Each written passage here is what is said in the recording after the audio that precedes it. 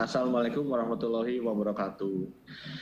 Tadi dilaporkan ke Bapak Presiden bahwa peningkatan jumlah kasus Omikron ini sesuai dengan antisipasi kita.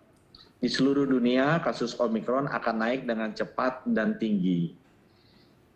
Malah lebih dari kenaikan kasus Delta. Tetapi baiknya adalah turunnya juga cepat dan hospitalisasi rendah.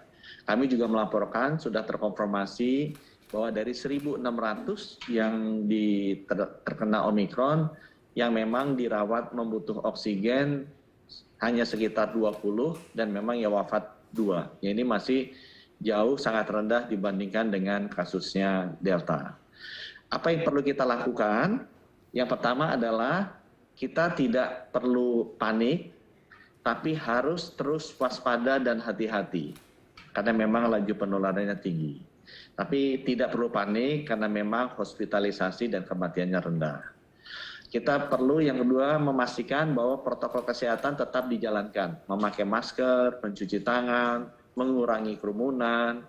Dan tadi juga sudah diizinkan oleh Bapak Wakil Presiden di ratas bahwa data peduli lindungi yang akan mengukur kedisiplinan protokol kesehatan boleh dibuka di publik sehingga kita bisa melihat lokasi-lokasi mana yang disiplin sampai ke level titik lokasinya, ya kantornya, tokonya, dan mana yang disiplin. Sehingga masyarakat bisa bantu mengontrol penggunaan peduli lindungi. Kemudian yang ketiga, dari sisi surveillance, ditekankan bahwa karena kasusnya semakin banyak, tidak semua akan di genome sequence lagi. Genome sequence akan lebih kita arahkan untuk menganalisa pola penyebaran kasus Omikron. Kita akan menggunakan PCR yang jauh lebih cepat, dan PCR dengan SGTF yang bisa mendeteksi Omikron sudah kita distribusikan dan akan segera kita tambah untuk didistribusikan ke daerah-daerah.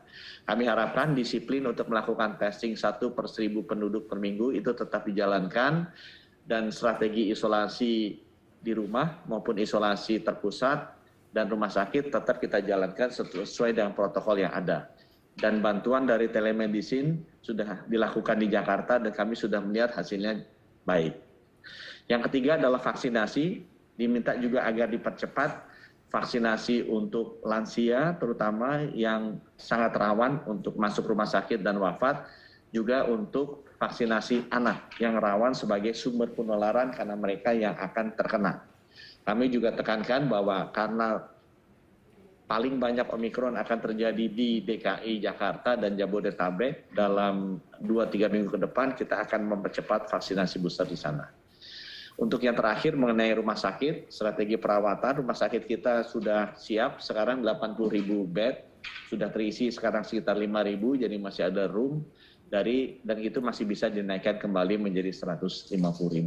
Oksigen, obat-obatan, dan tenaga kesehatan juga kami sudah siapkan, yang mudah-mudahan ini tidak dibutuhkan karena memang kami berharap yang masuk rumah sakit akan jauh lebih rendah. Ya, terima kasih Pak Menko. Jadi ada pertanyaan opsi untuk karantina mandiri untuk kedatangan PPLN, karena sekarang memang positivity rate PPLN masih tinggi, ya, masih di atas 20%-an.